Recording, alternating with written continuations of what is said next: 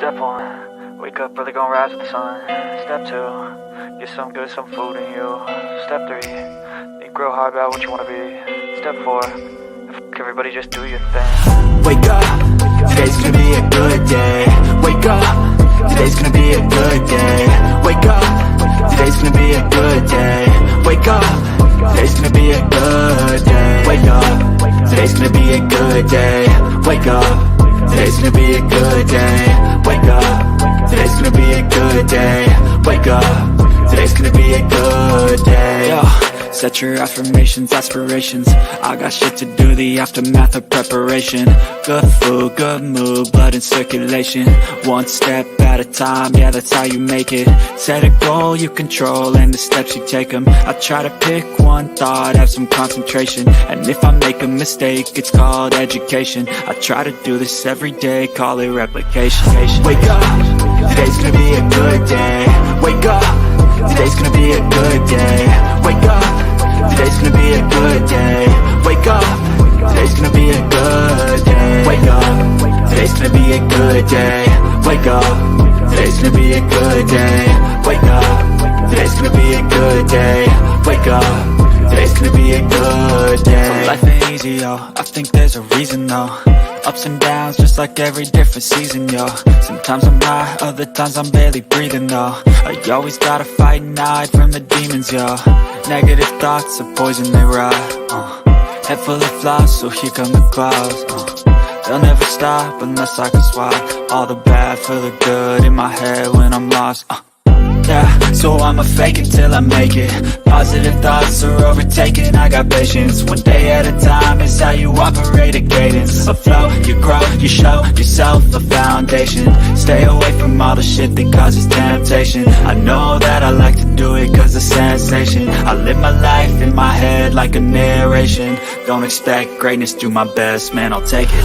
Wake up, today's gonna be a good day. Wake up, today's gonna be a good day. Wake up, today's gonna be a good day.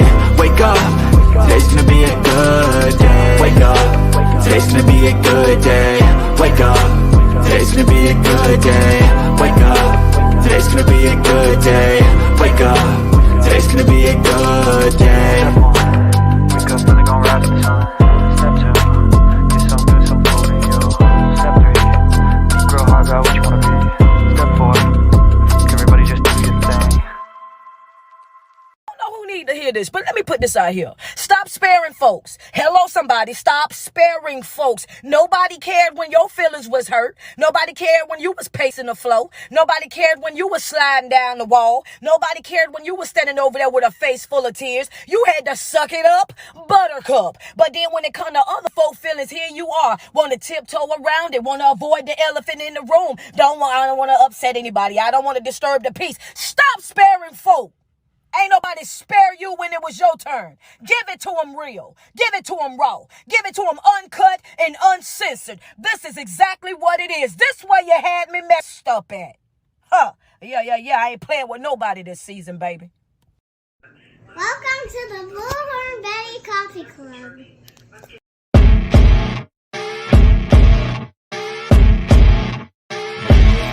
As you wake up in the morning, you want to find the latest, greatest information about criminal cases and have an intuitive conversation about the suspects associated with these cases.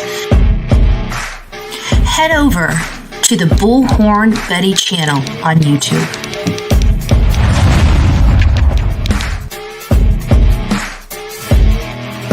Get breaking news right here on the Bullhorn Betty channel. Welcome to the Bullhorn Betty Coffee Club. Enjoy your stay and enjoy your day.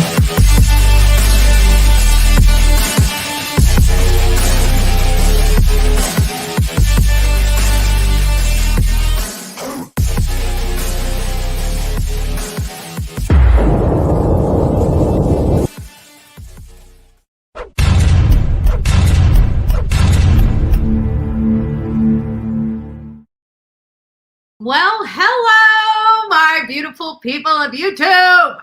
I hope you guys are having a wonderful Tuesday. I'm late. I wasn't going to go live this morning. I have to be honest with you. I set up the live for this afternoon. I was going to go live at 1 o'clock. Everything was done. I was going to have a nice morning. And then I thought, we need to get a live out for my beautiful morning people, right? We can do 2 lives a day. We've been talking about doing 2 lives a day. So why not? Why not? Today's no different. Even Robin notices. She's like, nice, a later live. Yeah. No, stop, right? Yeah, we got a later live going today. It is not quite 10:30. I set this up for 10:30, but I jumped the gun a little bit because I'm not used to going this mid-morning time, but thought we would, there's a lot of stuff going on in the Bryan Kohberger case. We've been covering a lot here on the Bullhorn Betty channel related to this case.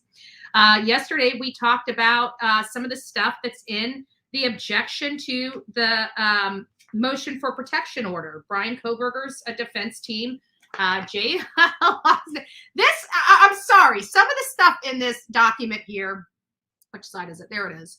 So there's just some things in this document that just have me laughing. I mean, the way Jay creates his word salad on these pleadings is pretty interesting. I mean, to say the least, it's pretty interesting. And you'll see what I'm saying. We went over it a little bit yesterday, but the crux of this protection order is related to the IgG, the investigative genetic genealogy testing that was done, and which kind of initiated this Brady Giglio disclosure notification on this file related to the DNA. And so, it appears that we're seeing the defense, obviously working to try to exclude this DNA. I don't know if they're going to be successful at doing it, but it's still part of their policies and procedures, right? Standard operating procedure. They're going to be challenging a lot of the damaging evidence, and they're going to do it as much, as strategically as possible. And so we're seeing that kind of come to light where, we're looking at all this stuff. We're looking at the Brett Payne affidavit. We're looking at the information that's, the limited information that we're being able to garner from, the request for discovery, the motions to compel, different pleadings in here, like these objections to the protective order. They just give us a little more insight into this case. So before we get started and start going through this entire segment, I want to just give a little moment to say good morning to everybody. So the real Me Too, Robin obviously was first. She's never here first, so we gotta post her up here and let her sit up there for a few minutes just so we can relive this moment where she was. I'm just joking. The real Me Too. It's nice to see you. Van Lady, good morning. Phoenix Rising, good morning. Haven't seen you in the chat in a while. Nice to see you. Teresa Ann, prosecutors want the death penalty. Yes, we discussed that yesterday and yesterday afternoon's live about the them, stating. And part of what they stated in that document is because they haven't been provided any extenuating circumstances. Remember, they've been waiting on, they requested the alibi of the defendant, and the defendant hasn't provided to the state. The state's time to disclose whether they're seeking the death penalty or not is, that deadline was approaching. They had to meet that deadline. So in that particular death penalty notification, they also stated if information becomes available to me that might be different, we reserve the right to modify or, dismiss this notice, remove it, either amend it or remove it altogether. So they do have like a backdoor with that. If something does come up and there is an extenuating circumstance that they do find that, makes the state say, well, that's a good, it's not a good reason to kill, but it's something that tells us, what may have happened, such as, maybe a mental impairment might be a factor in determining that, maybe the death penalty isn't appropriate in this case. So, there are some things there, but yeah. Catherine Stone, nice to see you. Robert's girl, twin mom. It's nice to see you here, love. Cranky Pants is in the house. Sonia, it's nice to see you. My late mother-in-law used to bottle her beans. Very nice with chicken and roasted potatoes. Oh, I'm telling you, I'm a from scratch type of person. Like I'll use, to be honest with you, I'll use like canned vegetables and stuff. But when it comes to like my potatoes and gravies, everything, I don't use powders, nothing. My stuff is from scratch. If you get mashed potatoes from this house, I can tell you that they were hand peeled and hand mashed. I don't use there is no powdered potatoes in this house. Not even in a bind. I don't carry them in the house. And like macaroni and cheese, forget it. You don't Kraft. But I got to be honest. I will buy Kraft. I will buy Velveeta. A quick fix because I don't feel like baking mac and cheese. But usually my stuffing, my mac and cheese, my potatoes, my gravies, my soups, all of that is all from scratch. I never add. That's seasoned from normal season. TMI. I know. Candy Apple, it's nice to see you. Oh, and she reminds me, don't forget, as you guys are coming in, go out there and give a thumbs up to this segment as we go through the information related to this case. Swedish Sugar, it's nice to see you. Vicky, nice to see you as well. Cool Gamer is in the house. Sunshine Cheryl, good morning, Sunshine Cheryl. I like that name. Sean, a doting mom. I see you. Good morning. Hindsight 2020. Good morning. It's nice to see you here. Gail, Tammy, Anna. Who else do we have? Connie Branch is in the house. It's nice to see you, Love Bug. I hope everything is going well, and I hope you're getting situated in California. Sec 2, number 1. I haven't seen you here in a while. It's nice to have you. Good morning. Karen Davis, Pen 1010. Good morning, love. All right, guys, if I missed you, just a big welcome from the Bullhorn Betty channel to each and every one of you. Good morning. Good morning. So today's topic, we're going through all these documents, and it's hard to really talk about everything. There's so much here. And then you toss into DNA, which is a scientific experiment that none of us really know much about, right? Let's be honest, right? Raise your hand if you know how to pull DNA from nothing, right? Put your hand up if you know the scientific process, right? We can read about it, but I'm talking about knowing it, right? Knowing it. Put your hands up. Come on, everybody in the back. Where's your hands? Where's your hands? That's what I thought, right? So we just don't have a good understanding. So we're trying to learn. We're trying to learn a lot about DNA. Peanut butter and jelly. It's nice to see you, Amanda. Nice to see you as well. Just Debbie. Good morning. Good morning, guys. And so in this, as we're talking about all this stuff, there's a lot of stuff. We go to the objection. This is one of the more recent filings in this matter is this objection to state's motion for protective order. Now, the state's motion for protective order is to protect the genealogy testing. They don't want that released to the defense.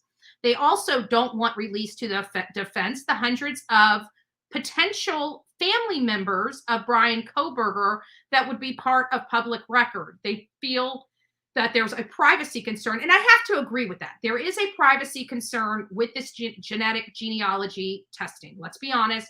It does produce, if I were to pull up my ancestry DNA, I guarantee it, I would have about 40 or 50 relatives or alleged relatives, people that the system associated with me. Yeah, YouTube has been acting up quite a bit, guys, especially with the chat box. So this is something that I've heard is happening on. It's not here. It's been happening for, golly, I want to say over a week now. To be honest with you, Be Betty fan, Robin. Good morning, oh lady, oh, it's nice to see you, love. Nice to see you. So this is kind of the topic of conversation right here. And it starts kind of right over here. And I don't think you guys can see there it is. You guys can see my cursor now. But it starts right over here where it says there. And it says there is no explanation for the total lack of DNA evidence from the victim in Mr. Kohberger's apartment, office, home, or vehicle. But the sentence right before that, it states there is no connection between Kohberger and the victims. And I highlighted it yesterday. And when we had our live yesterday, you know, Mab was up here and Ruby was up here.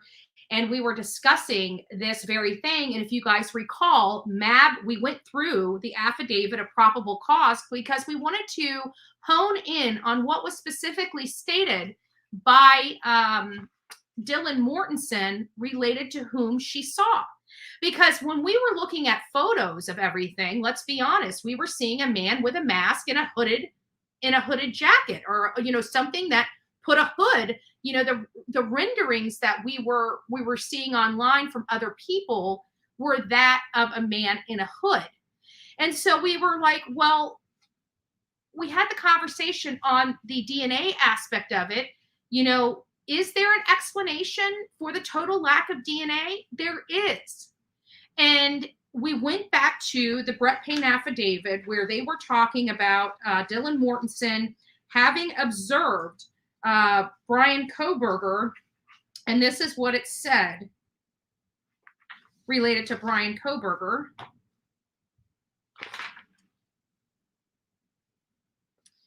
It's on the bottom of page 4 of the Brett Payne affidavit. Let me see. I think I got the Brett Payne affidavit up. Hold on a second. I could probably pull it. Okay, I do have the Brett Payne affidavit up. Let me go to page 4. Let's go down to the bottom. We'll blow this up for you guys to see so you guys can, there we go. So this is the part, and it's on page 4 of the Brett Payne affidavit.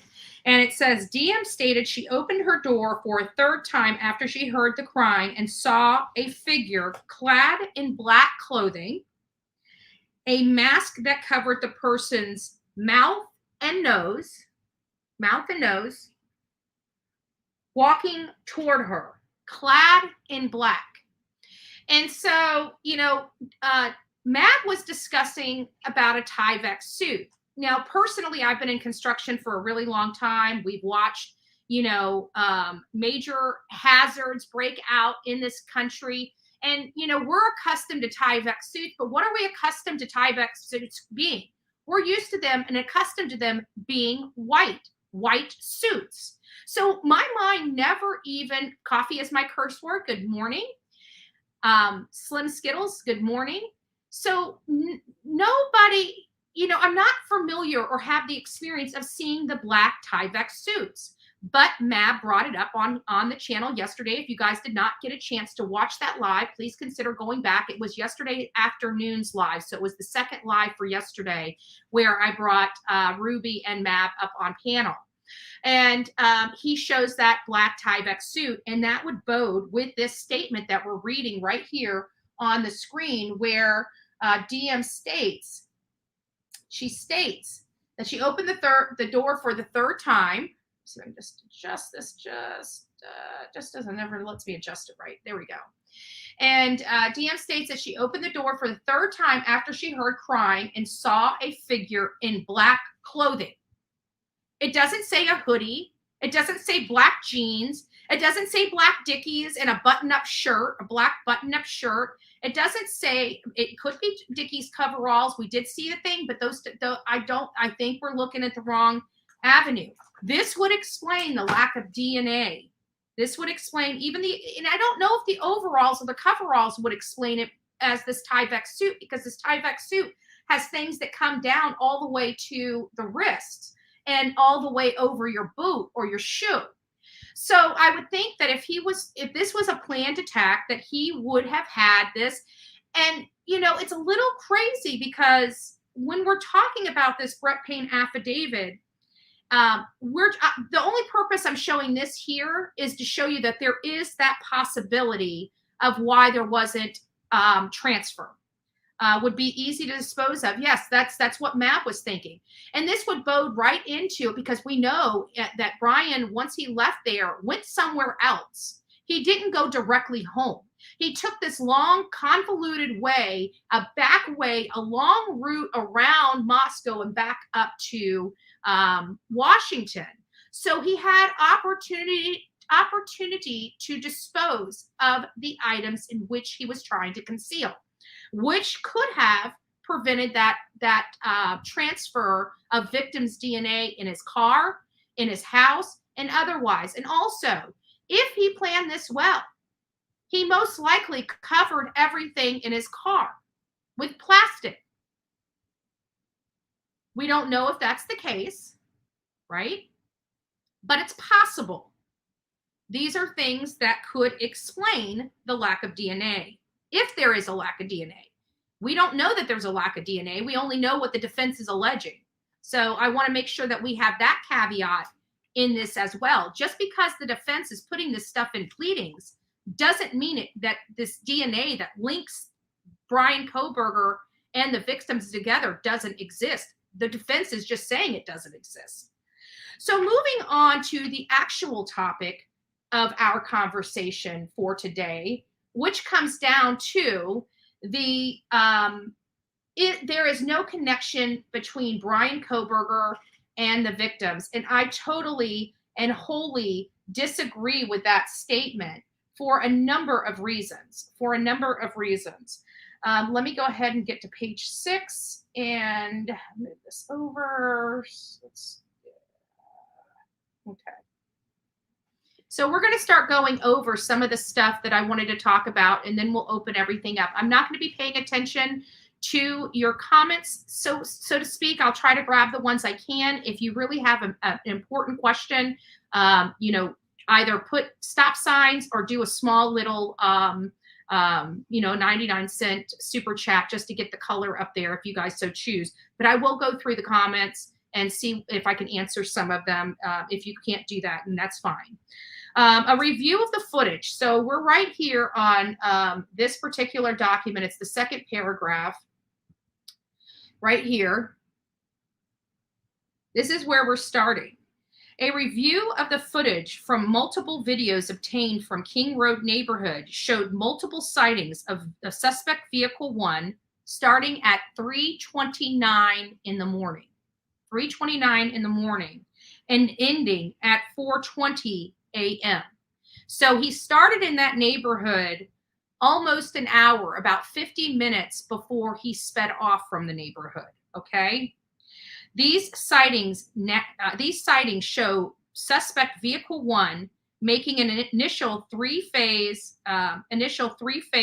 passes by 1122 King Road residents and then leave via Walenta Drive. Based off my experience as a patrol officer, this is a residential neighborhood with very limited number of vehicles that travel in the area during the early morning hours.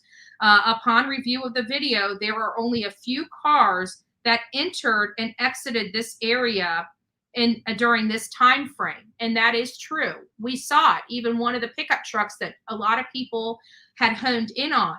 And so we did find there's a person that was following me, very a talented person,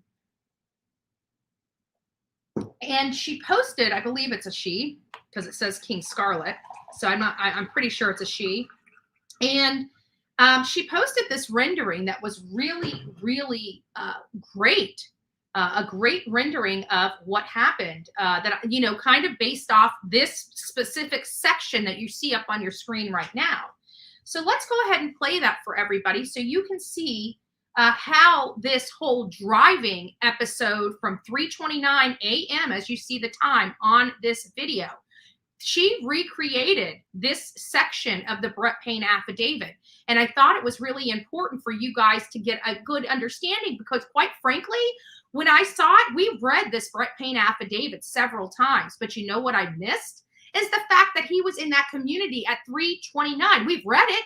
We've read it over and over again. But in my brain, I didn't connect the dots that he was in front of that house an hour before he committed the murders. There was nothing in the storage locker. Exactly. No, yeah. And for those people that are talking about the storage locker, before I play this video, let me explain the storage locker, how it worked. So while they were executing the search warrant on the property, many of you know that we were outside of that property on December 30th when they executed the search warrant. During that search warrant, they found a padlock and in one area, and then they found the key to that padlock in another area, and realized that he had a storage unit They went out to the storage unit. They could see, dusts of boxes, like imprints on the ground, but there was nothing in the storage unit. And the storage unit was stated that it had cobwebs and other, things that showed it hadn't been used in a while. But there was also a spot in there where they stated that they believed he had moved items from that storage unit before heading back to Pennsylvania. So that's the information I have. I don't have the information to say 100% whether or not that is 100% accurate, but that's the best to my knowledge. You'll miss a ton of things no matter how many times you read it. Oh, Sleepy Goosey, it's nice to see you in here. God bless you. And yes. And that was one of the things. But this right here was pretty interesting to me because, again, I've read this thing 1,000 times. And for whatever reason, I didn't connect the dots that he was there an hour before this. So I love this rendering. And the person that rendered this, hold on, just let me pull this back just a little bit so you guys can see. Again, Twitter, and it's Scarlett O.King News right there. Actually, you know what? Here, I'll drop the link here so you guys can go and again, she's on Twitter. There you go. And so let me go ahead and play this for you because this really kind of solidified it. And that's when I realized, holy crap, he was there an hour early. Maybe I remembered this back in January. I don't know. But I can tell you I forgot about it. If nothing more, I forgot about it. 29 a.m. Approaching the house, he noticed the lights are on. This hinders his plan, and he now has to rethink things. Oh, how far? He continues on to the back where he sees even more lights on. Hold on, let me start it over. Is believed to have entered the neighborhood at 3:29 a.m. Approaching the house, he noticed the lights are on. This hinders his plan, and he now has to rethink things. He continues on to the back where he sees even more lights on. From the affidavit, we know he drove by the house 3 times in less than 5 minutes, probably trying to figure out what to do next. He finally decides to leave the area for a little while and observes the lights are on one last time in front as he drives off. Cameras show him leaving the neighborhood and exiting on Walenta Drive in this direction. It's uncertain which way he went from this point here, but we know that he is seen here at this location at 3:45 a.m., caught on a gas station security camera. Wondering if this could truly be a 2015 Elantra, I downloaded a known image of one with a similar angle of view. I then entered that into a 3D modeling software and added some lighting, and then tilted the camera to get a similar angle. I then animated the image to be traveling at 40 miles per hour, giving motion blur, which ended with this result. Though not scientific, we can see very close similarities that this is a 2015 Elantra. Interesting. Huh? Back to the map. We see the suspect re-enters the neighborhood at 4:04 a.m.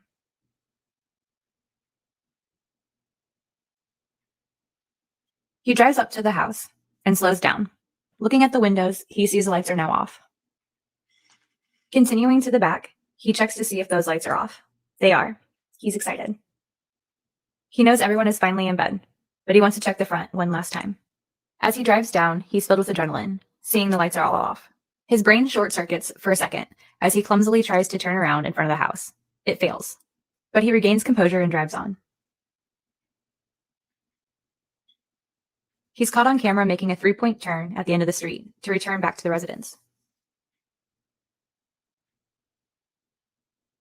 He does his final drive to the back of the house. Minutes later, he's entering the kitchen through the sliding glass door. So that was part 1. She's actually going to be creating a part 2. And honestly, I'm excited. Like, that was really good. It's amazing to me, the talents of some people. I wish, that I had these talents, but I don't. This was an amazing rendering, in my opinion. One of the best I've seen so far. I mean, in addition to that one gal that did the rendering coming in, where the showing that everything took place in 9 minutes. There was a whole lot of controversy with people stealing her work and making it theirs or something like that, but I don't remember her name. Either way, she did a fabulous job with her renderings as well. And so, quite frankly, these are things that I could never produce. I know nothing about, that program that she stuck that photo in and put the speed on. I know nothing. Okay. I'm ignorant when it comes to stuff like that. But that gives you the idea that he was there an hour early. And when we start going back to whether or not there was any connection, has the defense forgotten about all the information that they put in the Brett Payne affidavit? Going over how they located his vehicle. They also start linking how they were able to trace his phone because of that traffic stop in Moscow on August 21st, where he was detained. Do you know that traffic stop has never been released? And I can personally tell you, I've requested it multiple times from the Moscow Police Department and have been denied each and every time.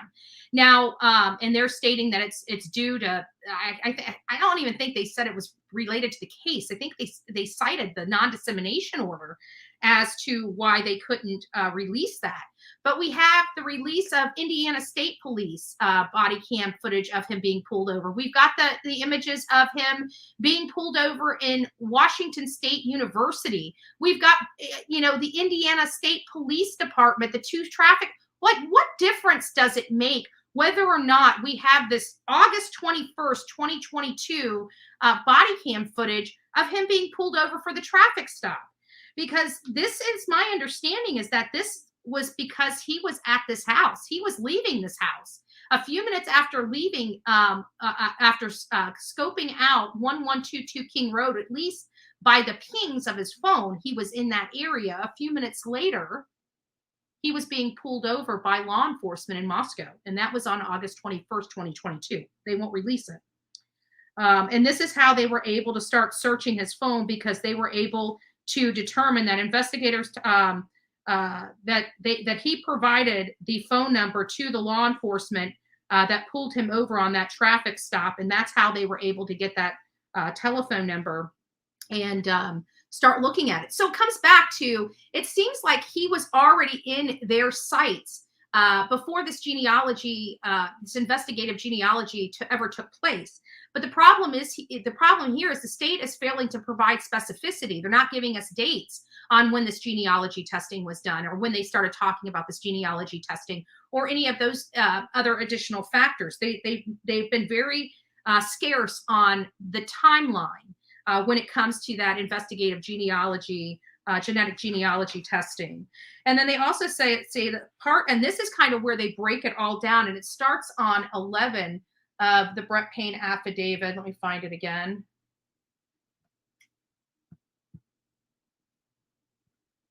Okay, get this up here.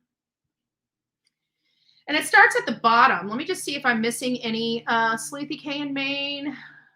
We do know what didn't test presumptive for blood in his apartment, the spots. Yeah, they had a lot of spots and stuff in the apartment. And I actually went through the list again. But see, the problem is that the defense is stating that there's no DNA. That's what they're saying. But we have not heard that there's no DNA linking. That's just what defense is saying. And that's what they would say, because they're in the business of deny, in my opinion. So, thank you, Jennifer. God bless you. When do we hear if there is DNA under anyone's nails?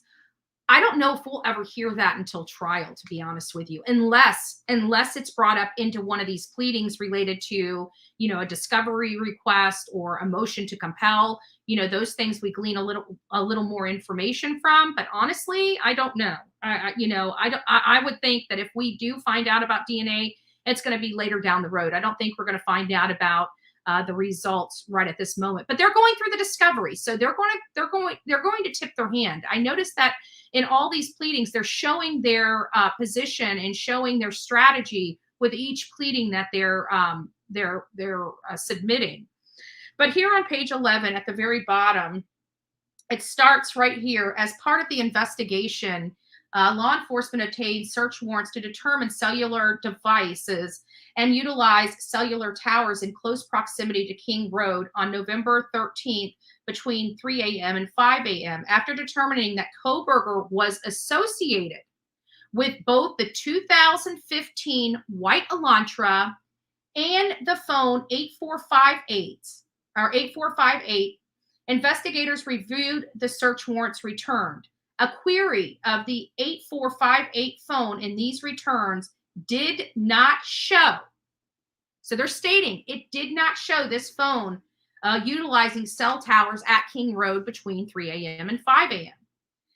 But they go on to explain that based upon their experience and their training, they realize that people do some, when especially in a planning type of situation, that they make modifications and do things like turn off their phone, put it in airplane mode, things of that nature. And they're stating that because of that, they know that they need to do a few days before this and several months prior to the commission of the crime. So that's what they got the search warrant for. And on December 22nd, 2023, he applied and got granted that search warrant for the historic data. And on December 23rd, what does it say? He did receive the actual information from AT&T. And then it goes on to explain how they trace the phone. And that is all the way here on page 12. This just explains how they were tracing his phone activities. And then lastly, hold on one second. We're on page 16. And lastly, on page 16 at the top, it says on December 23rd, I was granted a search warrant for Kohberger's historical CSLI from June 23rd, 2022 to current prospective location information and PIN registration, trap, and trace on the 8458 phone to aid efforts in determining if Kohberger stalked any of the victims in this case prior to the offense, conducted surveillance on King Road, was in contact with any victims associated before or after the alleged offense, and any locations that may contain evidence of the murders that occurred on November 13th, the location of the white Elantra registered to Kohberger, as well as the location of Kohberger. And it goes on, and I think it's right around here. It says the records for the 8458 phone showed that 8458 phone utilized cell resources that provided coverage to the house in question at least 12 occasions prior to November 13th. So then when we go back to the objection that Jay wrote, and they're alleging that there is literally no evidence whatsoever that shows a connection between Bryan Kohberger and the victims. I'm sorry. Why would he be at that property from August 21st to November 13th? August 21st, when he got pulled over by Moscow Police Department and detained, he was scoping out that house, and I believe he was scoping out that house the first time, me personally. Sleuthy says, exactly, and that's the one where they allegedly collected his phone number. So I think it's odd not to release it unless someone else was in the car. Still doesn't mean it shouldn't be released. Exactly. No, I agree that there's no, to me, there's nothing that can prevent Bryan Kohberger from having a fair trial by the release of this traffic stop on August 21st. We know that based upon Brett Payne affidavit, that was the first time, at least according to the information that they had at the time of the Brett Payne affidavit, that he had been checking out that location since August 21st. And the last time that he was there, and all of his time at this location were all late evening or early morning hours, except for that one day where he showed up at 9 o'clock, 9:12, I believe, is what the affidavit stated. So I don't believe that there is no connection. I believe that the Brett Payne affidavit shows a roadmap, in my opinion, of the connection between these victims and Bryan Kohberger. Now, I understand why they're challenging the DNA so hard, because it's really the only thing that links Bryan Kohberger to that crime scene biologically. We have forensic data. We have forensic, they're going to be, even the car. We don't know what they have. We don't know if any of those blood stains did produce a hit. We don't know. We don't have that information, nor are we going to be privy to that information. It's going to be, and it's going to be a constant theme from the defense to deny, deny, deny. And even when they have the test results saying Kaylee Gonzalez's blood was found microscopically found on his pillow, like if that ever did happen, we're not saying it did, but would we find out about that? I don't think we would. I really don't.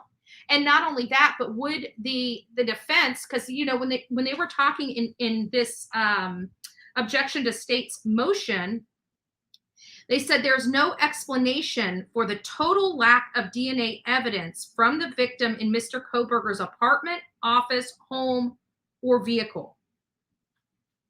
And I've maintained this entire time, and until proven otherwise, right? Until proven otherwise, I got to tell you, I truly believe that knife sheath was intentionally left.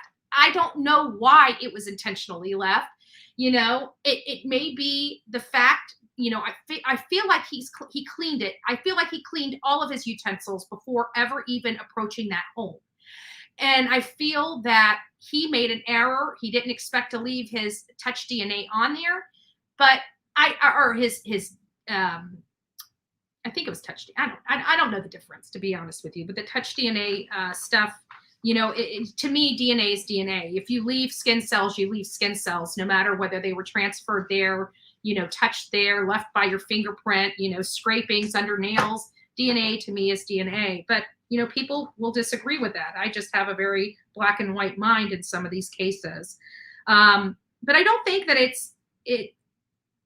and there are the several reasons that we feel that there is this connections, and we just went over. So for the time being, that's really everything that I have, I think. There's still some more stuff here that I wanted to go over, but I'm not going over on this particular live, and it's related to the request for discovery, both for the defense and the prosecution, and the motions to compel that accompany those. But that's going to be probably tomorrow morning when we discuss that. And I've got a few things up here that I know I wanted to talk to you guys about. Let's keep going. Nope. Okay, so that's it. And I'm going to open up the phone lines. And so if anybody has any questions about anything, I'm going to go through the chat and see if anybody had questions that I might have missed. And then we'll just go from there. This is not going to be a long live at all. It was never intended to be. We've got a longer live this afternoon at 6 p.m. If you guys have not gone over to that live and hit to be notified when we go live at 6 p.m., please get over, go to my channel, go to the lives. You'll see the notification to notify you. Hit that notify before you guys leave here today, because we're going to be discussing a lot of information. We're going to be going over this case very thoroughly, because there's a lot of stuff that I have questions with, that I have concerns with, a lot of stuff that's just interesting to me and might be interesting to you. Let me get the phones open, and then we'll go from there. If nobody really has a whole lot to say, we'll go ahead and close out the live, and that'll be it. So hopefully you guys got some information. Hopefully it was beneficial to you. Take this off, change it over.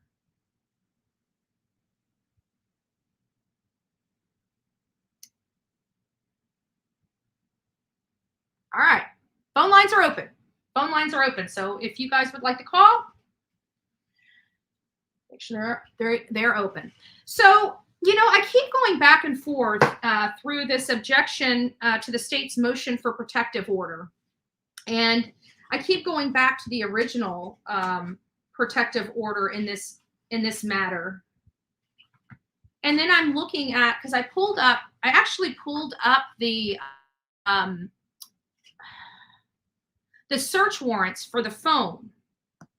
I got the search warrants for the phone that we were looking at originally, and this one was from back in December but I really can't show it because then I turn the phones off. And then I might accidentally dox somebody unintentionally. So I'm not even going to play with that. But I will read it here. And this was the earlier one. This is the one from December. So they were actually asking,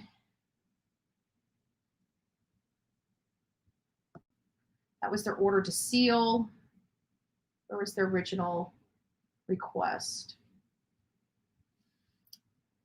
So the original request to AT&T, the very first AT&T request was on November 17th. And they were just basically doing just a wide sweep for that time frame from 3 a.m. to 5 a.m. And again, Bryan Kohberger did not hit that phone. But they did do a broader search in December to find out if Bryan Kohberger had been there previously. And that's when they located that he had actually been there 12 additional times, all late night, really early morning hours when he's scoping out this property.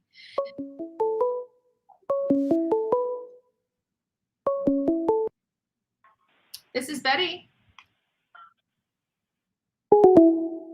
Okay. Goodbye. Goodbye. And so then they said that they did a follow-up, but then they did a more specific one. This is Betty. Yes. Hi, I'm calling in I have a couple questions about this case. And what's your name and where are you calling from? Michelle from Albuquerque, New Mexico. Oh, nice to have you. Thank you. What's your questions? I have a couple of questions. What's your opinion about this case, the whole thing, because I hear so many different things and I'm up and down, left and right, backwards. I don't even know what to think anymore. What's your opinion? What do you think? Is he guilty? Not guilty? Did he do part of it? Was he not even involved? No, my opinion is I think they got the right guy. I think they got the right guy. My opinion of the evidence is I believe it's strong, but I think there's so many people putting way too much weight toward the DNA, and I just don't think the DNA is as strong as people think it is. I think it's going to be the forensic data, his cell phone records, his car records, the OnStar data, his black box in his car. Those are all going to derive a lot of great information, and I think it's going to be hard to try to say law enforcement framed him once they're done. Mm-hmm. And so what do you think about all these other cars that look like it? Like they said it was what was it, a Nissan something, and then the and then the Elantra, and then it could have even been a Prius, I mean, there could have been a number of things. We all saw that photo. It was very degraded. It was very hard to really make heads or tails. To me, it almost looked like an Audi or a Subaru. Yeah. I mean, it really is all about. But they have those programs like that Scarlett O'King, demonstration or rendering that she did. It was really neat how she was able to take a picture, put in there, and add a speed to it, and almost yeah, that was really impressive. To me, that's just fascinating stuff for me. That is. That's very, very advanced for me right now. So I couldn't even think of doing that. But yeah. And then what do you think about, okay, you don't think that the DNA is really, because there's really not any DNA linking to him except the little whatever it was on the knife sheath, Yeah. right?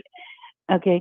So then the phone pinging over there, I mean, do you think he could have been a DoorDash driver maybe? And that's why he was going in and out of the area? I think if he was a DoorDash driver with as far and as much extensive background that not only law enforcement did, but as well as we, the audience, the public has done on him, I think we would have derived at this point that he was the DoorDash driver. I just don't think that that's plausible. And not only that, but during the DoorDash delivery, they can see that he wasn't even over in Washington at that time.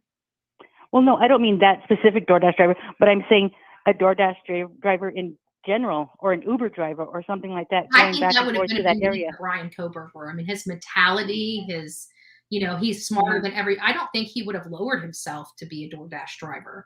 Not that it's a lower position. That's not what I'm saying. Me personally, I think a good job's a good job no matter what and I can tell you those DoorDash drivers make a lot more money than me. Me too. I can tell you that's one thing I can tell you because I know how often I use them and how much money they get from me. I know, me too.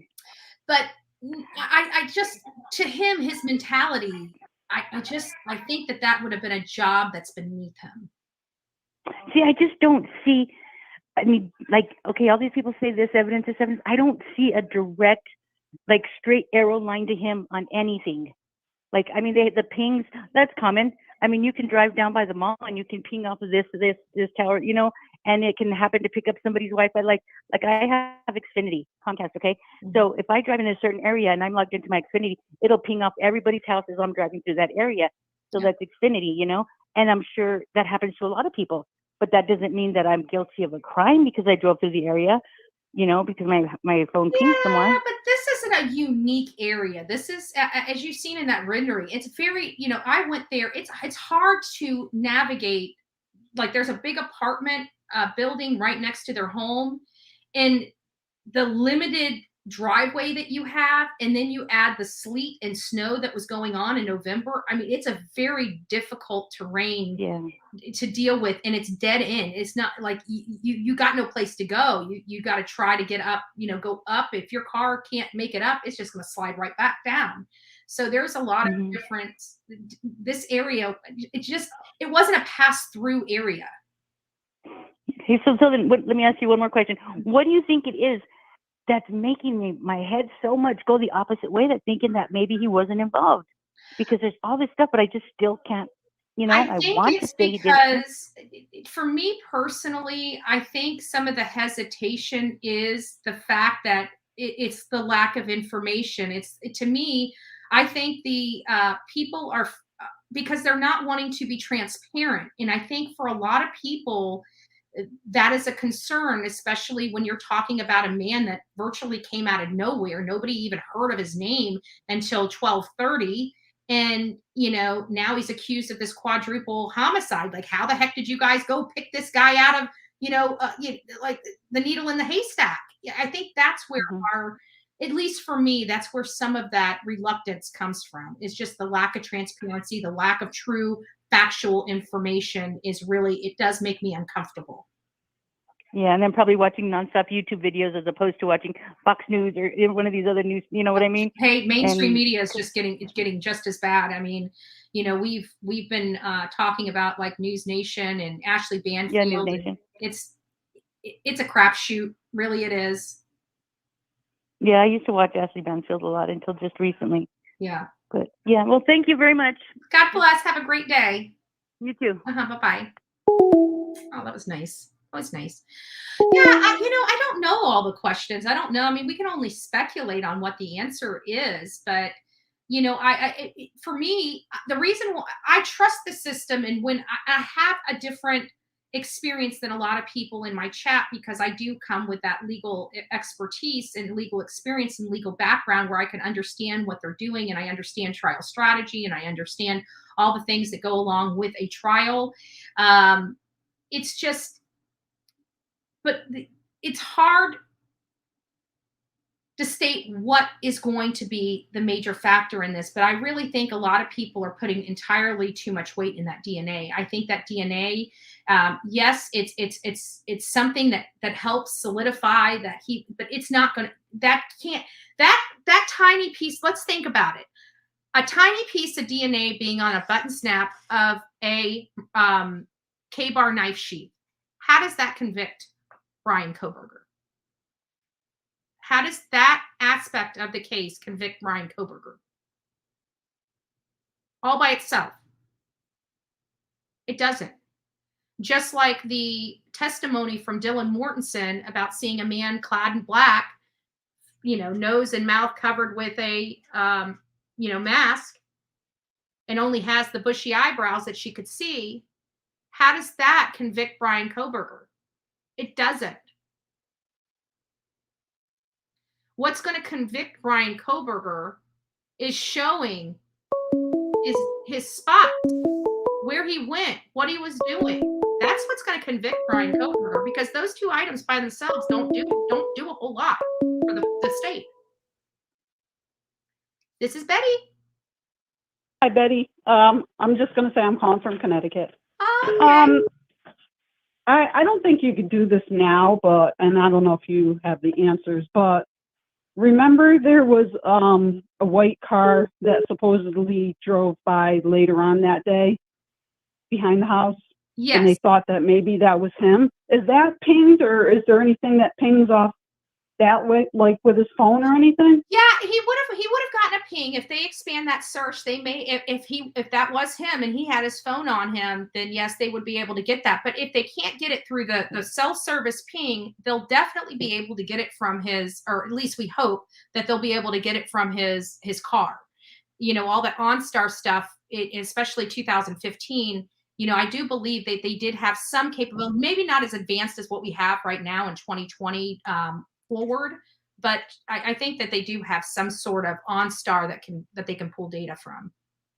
Yeah, I was just curious if anything about that had come out, because I know that was a big thing that people thought that maybe it was him. Yeah, actually, the only thing that really in the Brett Pan affidavit that really kind of, you know, showed him going that back way was that 329 where he, and I guess keep wondering if because when you go back up to Winlinta, like where they showed how he went there at 329, back on that back side of the road, there are spots that you could park your car and watch that house because of the trees, the way the trees were split. On that back road, we could look down and see the King Road house. So it makes me wonder if you go up there and watch. Yeah, I remember that. But and along those lines, you know, I just saw the video that person made that you showed. Is the camera? There's no way that camera caught anybody going in or out of that house with, you know, like somebody in all black. There was no like cameras nothing on like the that back side of the house, so I think that's where the problem ran into. Like there's cameras on the front side of the house from 1122 or 1112, and that one camera on the back side of that house right in front of Santa Cronodal's room. There were several cameras. Yeah, that's the one I was wondering about. Yeah, there were several cameras right there. And Kaylee Gonzalez's family is the one that was able to get the one across the road because they were able to see exactly when Kaylee and Maddie arrived at home at 1:56 in the morning. Okay. Yeah, so I don't know, but I think I he went back there. When he went back to the Winlinta way, I think he went back there and found a place and perched himself and just watched that house. Yeah, and one other question now, because they don't have the clothes or anything like that he was wearing. Are they still like looking now? Potentially, would they still be looking like? Oh yeah, they're gonna be look. I guarantee they're gonna still continue to look for that weapon, look for any discarded clothing. They probably already got some people out there following this, you know, because you're talking about a lot of land that needs to be scoured when you don't know where a person went. But they do have. Right, because he was gone for 2 hours, right? 2 hours. Yeah. 2 hours is unaccountable, right? Yeah. There's 2 hours unaccountable. And we still don't know what he took with him because he took this weird way to Colorado too. I mean, Pennsylvania, where he went through Colorado. So it was like a really weird route he took to Pennsylvania. There's possibility of him, you know, dumping stuff along that route as well. Yeah, but you're talking about with his dad in the car though? Yep. Because his dad would have, you know, his dad's not thinking, his dad's none the wiser, right? His dad wouldn't have been suspicious of his activities. You know, think about it. Right. There was no reason for his father to be suspicious of his activities. So his dad's not thinking in that lens, you know, his dad's thinking, okay, well, maybe he just wants to spend some extra time with me on a road trip, you know? Right. And the one other thing now that we're talking about that is they said that he was cleaning his car out with bleach, right?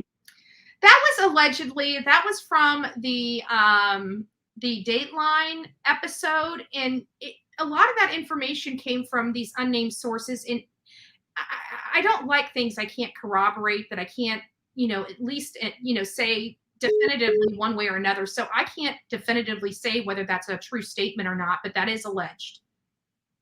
Okay. Yeah. Because I was just that always struck me as odd. Like, wouldn't you like get in a car and it's a very strong smell, like, and then it would ruin everything in there. I mean, everything would turn. It would be white, noticeable. like, and let me tell you guys something. You want to know what a medical professional told me this a long time ago. The best thing for blood and yeah, it's not bleach. It's not bleach. It's, believe it or not, it's peroxide. That's what I've always been told. Yeah, I thought there was some kind of chemical. But I know bleach isn't going to get it out 100%. It will. Actually, I've read reports. It does degrade the DNA. Any kind of chemical degrades the DNA. And there are some chemicals, I believe ammonia, you can't even get DNA analysis if you use ammonia.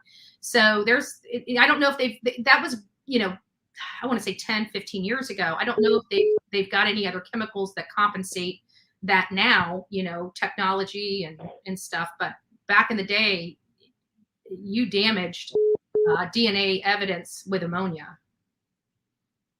Okay. There was one last thing I was going to say. I might have forgot. Yeah, and just to let you know, this is speculation. I don't know if a lot of the stuff. If I know it's correct for a fact, I'll let you know. But this is just speculative.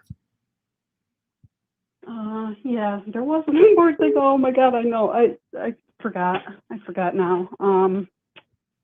Okay, I'll call back if I think about it. All right. Well, you take care. Thank you, Betty. Bye. Bye.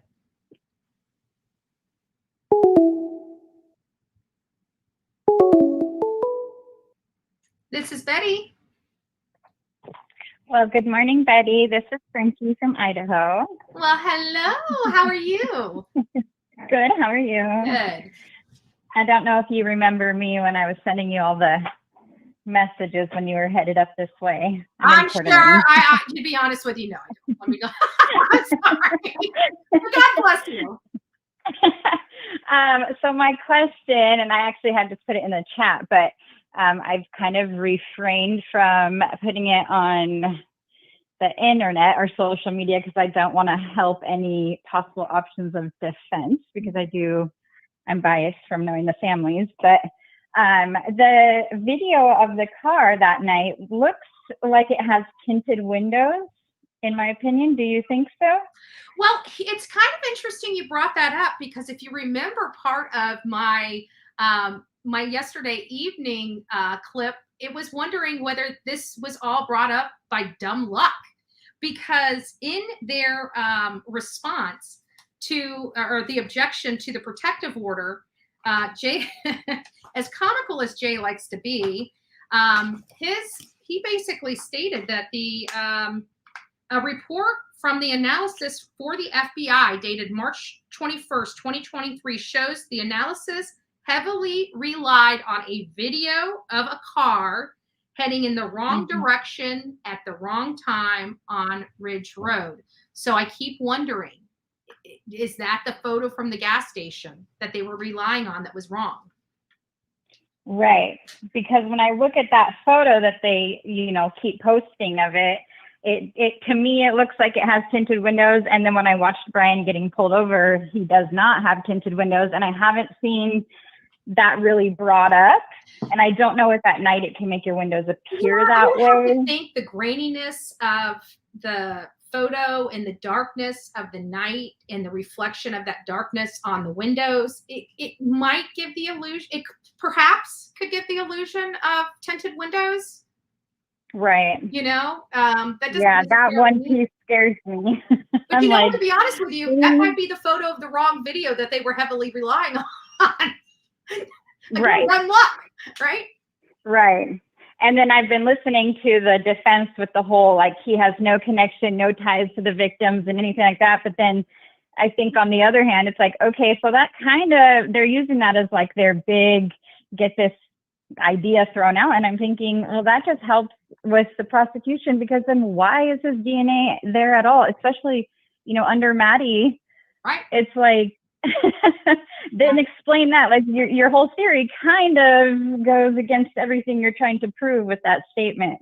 I don't know. I mean, I think they did some really clever work. I honestly believe that if it wasn't a college town and there weren't literally cameras everywhere, I think that there are so many cameras that we literally have no idea what type of cameras they have. You know what I'm saying? Right. Like I believe that there probably are cameras that people at those universities have no clue where they're at. And I honestly believe if it wasn't for the fact that you're at two universities and they have cameras literally at every intersection just about, I don't know. I really don't know. Would they have been able to get this solved this quickly? I mean, 50 days, a needle in a haystack. Like let's be honest. I mean, as critical as we are of Latah County and Moscow, the police department in some respects, they did an amazing job. I mean, right. Yeah, they brought my brother-in-law up from McCall, which is south of us. It's even south of Moscow, and they even brought their department up, and they were actually there during the time of the arrest. But he graduated. You know, he was fraternity there and stuff. My sister graduated there, and all my nieces and nephews. I just remembered who you were. And Never mind.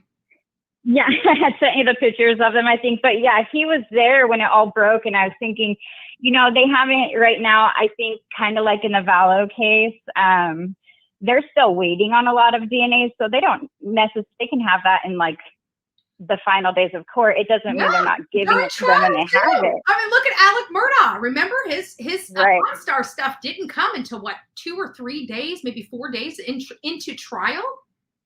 Right. And I think that that's a good thing because they're not necessarily withholding something that they have. They're being honest and saying, we don't have that. So the defense is like, well, you don't have DNA. And at the same time, there can still be a lot of stuff coming that can help in the very last minute. But the defense can know enough that they don't have to hand over everything, which I think, you know, I don't want to give Bryan any sort of credit, but with him, you know, having at least the amount of knowledge he has, he could think he committed the perfect crime, and they don't want to give him any of that. Like, who says, I'm going to give you my alibi once you give me what you have? Yeah. It's like, that is crazy. Show me everything you have. No, that's the right of the defense. You know, that's the crazy part people don't realize. They can actually do that. Say, hey, you show me what you have, and I'll tell you what I did.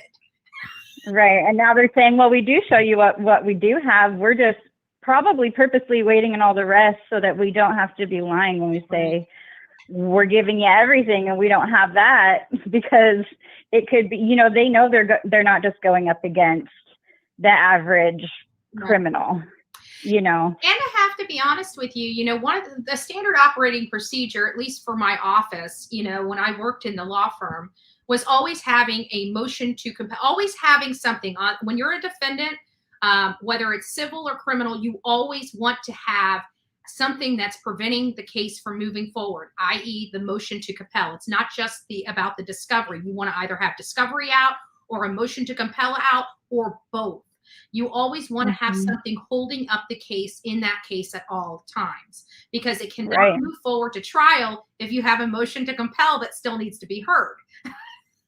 So, you know, these are just tactics that are used to help delay, you know, these cases, and to help buy time, because guys, the defense has, you have to remember, the prosecution has already went through the majority of this case. The defense doesn't even get it until Bryan Kohberger's arrested.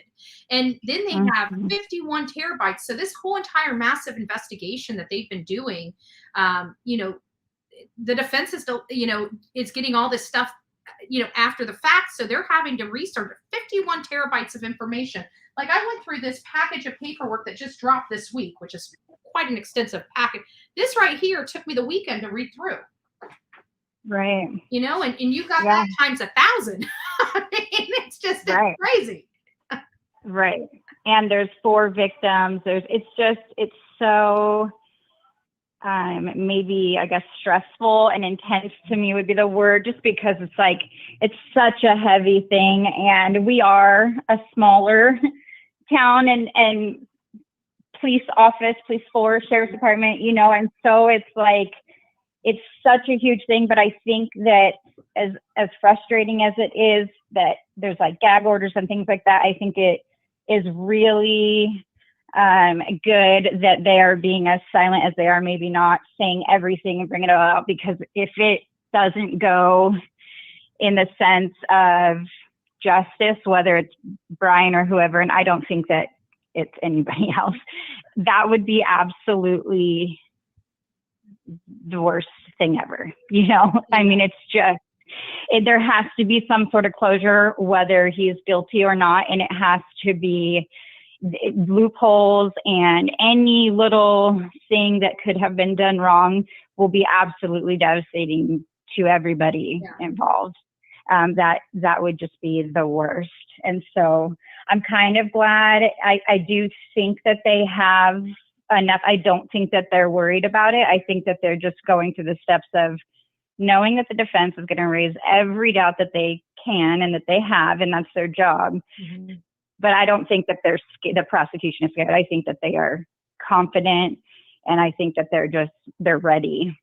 Right. I hope. I don't know. I really truly believe that,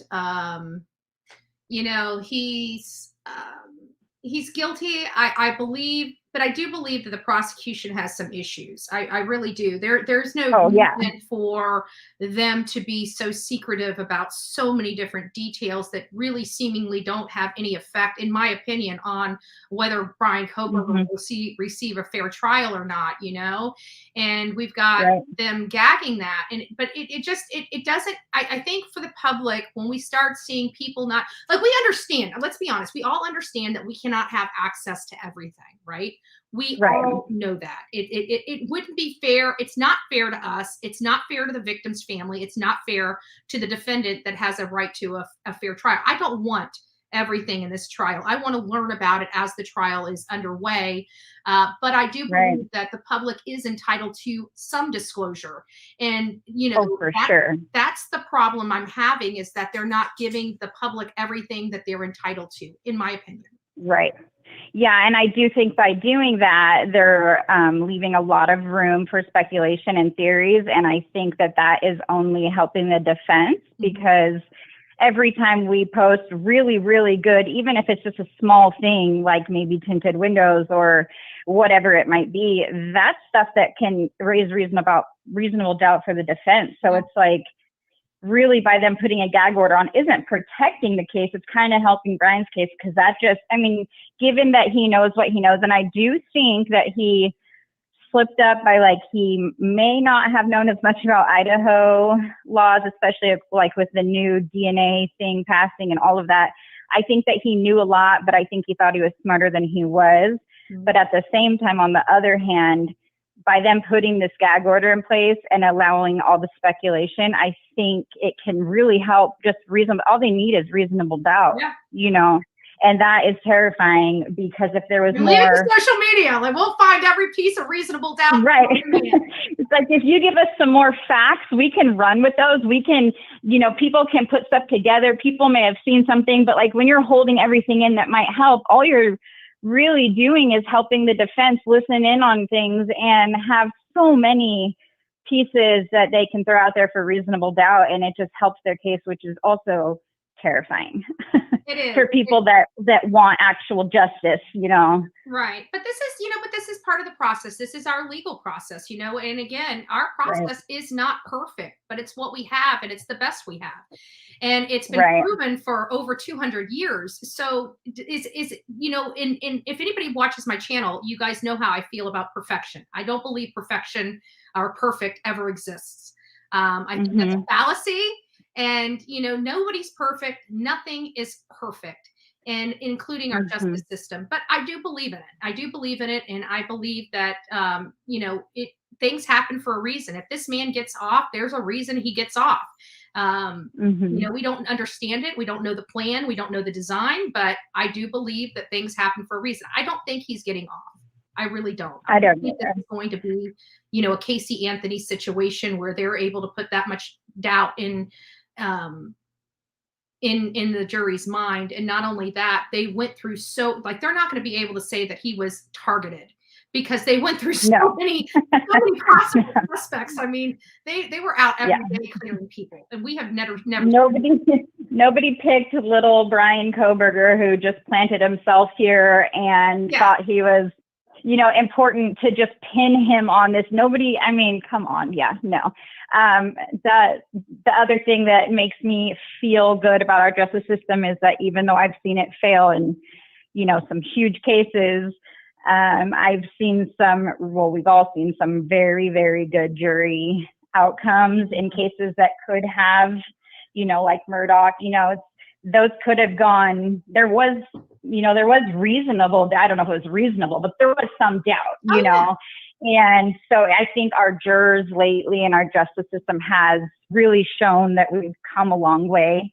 So seeing even like Vallow, and that kind of stuff, it's like seeing those verdicts is just like, thank God that people are waking up to not holding on to one little thing and being afraid to convict, but looking at like everything else and weighing that truly.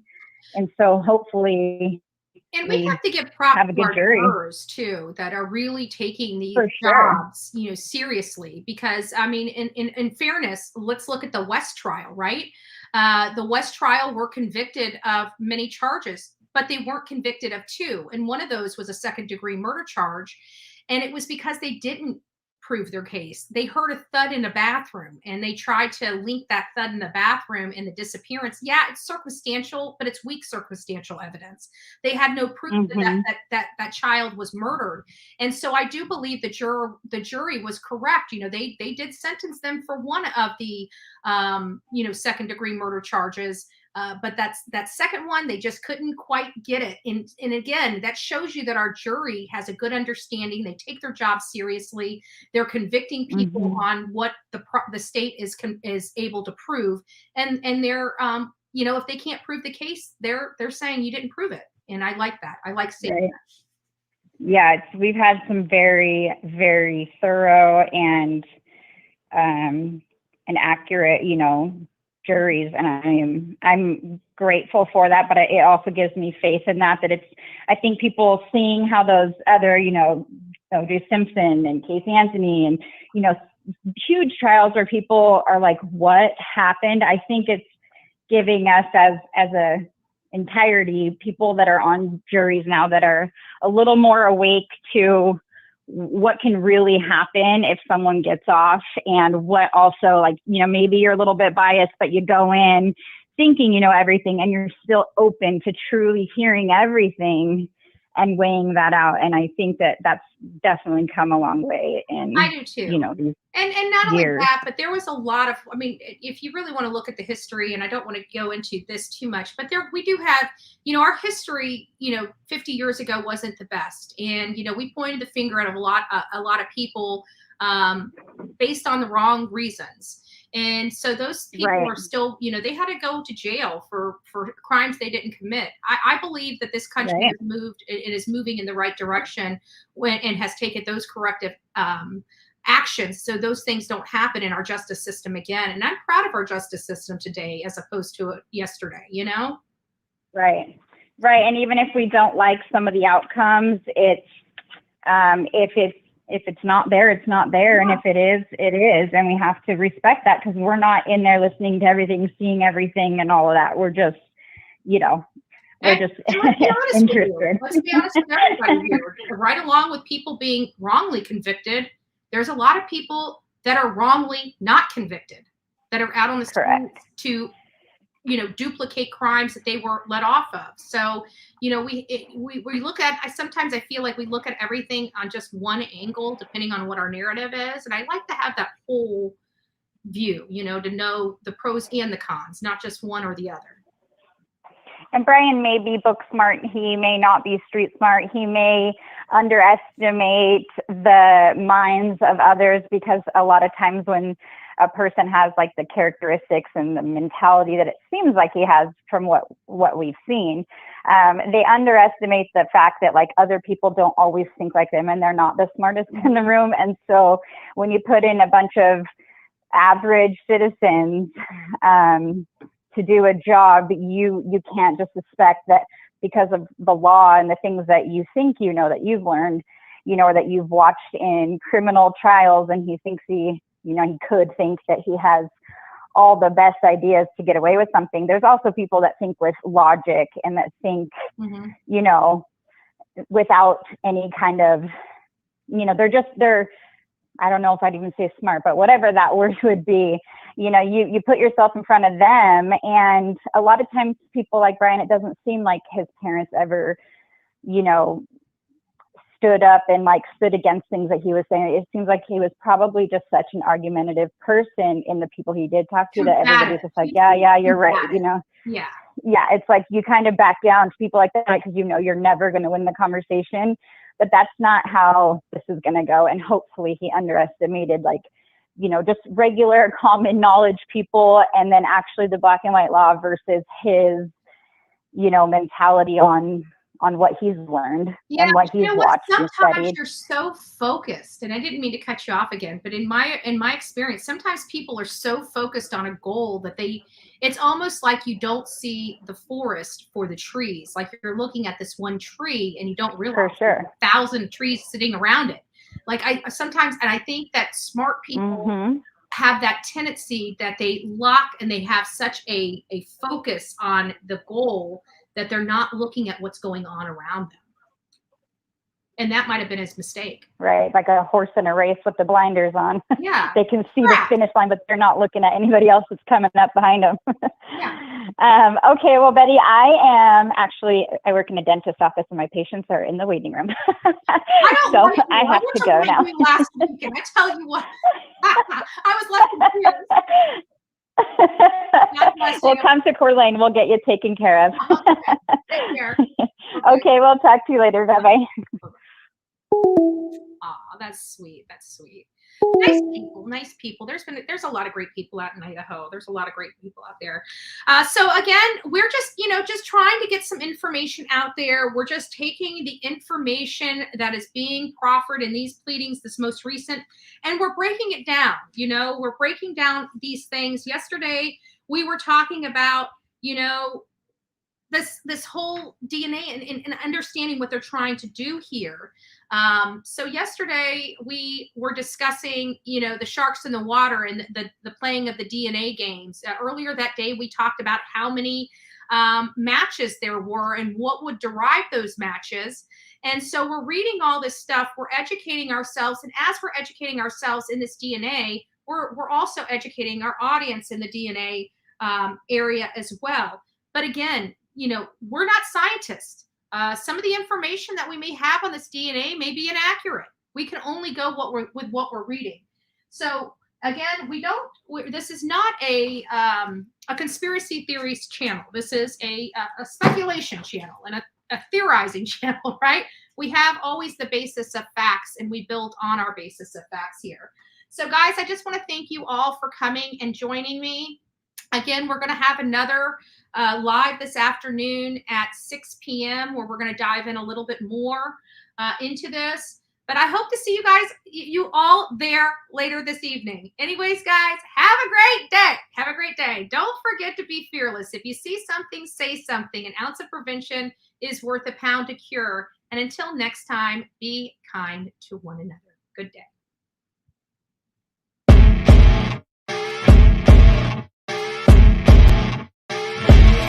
As you wake up in the morning, you want to find the latest, greatest information about criminal cases and have an intuitive conversation about the suspects associated with these cases. Head over to the Bullhorn Betty channel on YouTube.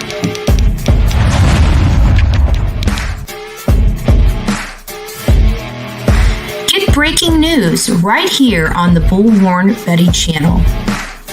Welcome to the Bullhorn Betty Coffee Club. Enjoy your stay and enjoy your day.